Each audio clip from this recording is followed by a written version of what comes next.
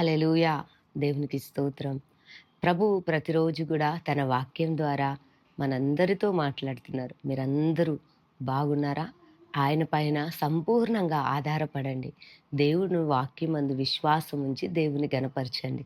ఈరోజు గూడా దేవుని వాక్యాన్ని చదువుకుందాం. 107 కీర్తన 20వ వచనాన్ని చదువుతున్నాను. ఆయన తన వాక్కును పంపి వారిని బాగు చేయును. దేవునికి మహిమ. అవును దేవుని బిడ్డలారా, కొన్నిసార్లు మరణ ద్వారము దగ్గరికి వెళ్ళినట్లుగా కొన్ని పరిస్థితులు మన జీవితంలో ఎదురవుతూ ఉంటాయి.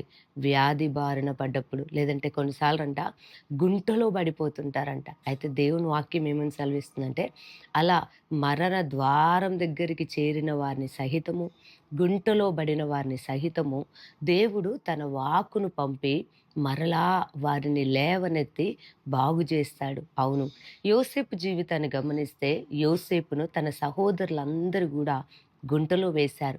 కానీ దేవుడు ఎదుగో ఆహ్, యోసేపును ఆ గుంటలో నుండి విడిపించి అధిపతిగా దేవుడు నియమించాడు. ఈరోజు నీ పరిస్థితి ఎలా ఉందో దేవుని వాక్యాన్ని వింటున్న నీ జీవితంలో గుంటలో పడినట్టుందా? లేదంటే మరణ ద్వారము దగ్గరికి, అంటే చూడండి, మరణ ద్వారం అంటే ఇక అంతా అయిపోయింది అన్న పరిస్థితి నీ జీవితంలో ఉందేమో. అది వ్యాధి చేత గాని, కొన్ని బంధకాల చేతను బంధింపబడి ఉంటే దేవుడు ఈరోజు తన వాక్కును పంపి నిన్ను బాగు చేయబోతున్నాడు. అవును, ఆయన వాక్కులో, ఆయన మాటలో శక్తి ఉంది.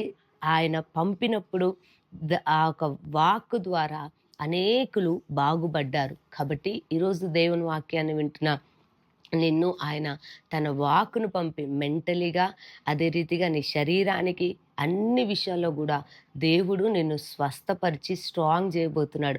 ఆయన వాక్కును పంపి బాగు చేయబోతున్నాడు. కాబట్టి మరణ ద్వారంలో సమీపిస్తున్నట్లుగా ఉన్నా మీరు భయపడొద్దు. గుంటలో పడిపోయినట్లుగా ఉన్నా భయపడకండి. దేవుడు తన వాక్కును పంపి మిమ్మల్ని బాగు చేయబోతున్నాడు. ప్రతి పరిస్థితిని ఆయన బాగు చేయబోతున్నాడు. మిమ్మల్ని బాగు చేసి ఆయన మిమ్మల్ని సరిచేసి నిలుపబోతున్నాడు. కాబట్టి ఆయన బాగు చేసే దేవుడు, ఆయన స్వస్థపరిచే దేవుడు గనక ఆయన నా మాట నమ్మి విశ్వసించండి. మీ కొరకు చిన్న ప్రార్థన చేస్తాను. సర్వశక్తిగల దేవా స్తోత్రం.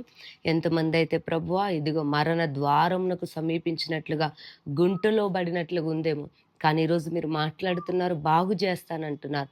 ప్రభువా నీ వాక్కును పంపి అయా నీ బిడ్డల్ని బాగు చేయమని యేసు నామంలో ప్రార్థిస్తున్నాను తండ్రి. ఆమేన్.